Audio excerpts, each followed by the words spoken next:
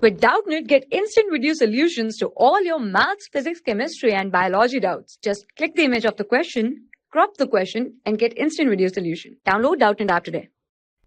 Hello everyone. There are two blocks A and B placed on a smooth surface.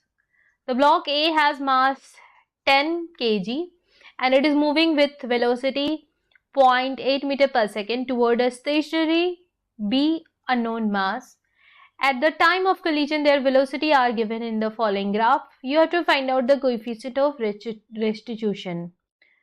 So if I write down the coefficient of restitution, it will be equals to impulse of reformation by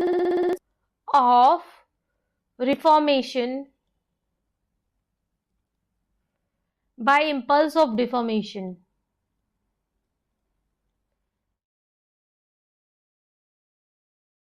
So if you see here, impulse of reformation, so until they both have same velocity, right, it is deforming, then they reform, right? It means that deformation is from here to here and the deformation is from here to here. So this is the deformation and this is the reformation, right?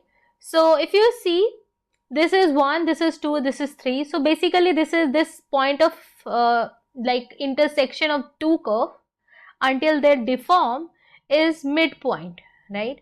So if you see, if you write down, this is the midpoint, so this will be 0.2 into 0.8, 0.2 plus 0.8 by 2, that is 0.5, right? So if I write down the impulse of reformation, right, it will be, you can see the final velocity, initial velocity, and we know that the change in momentum is the only impulse, right? So it will be final minus initial. So final is 0.2, initial is 0.5. In division, I will write down, it is this, and if you see, this is 1. So coefficient of restitution is 1 here.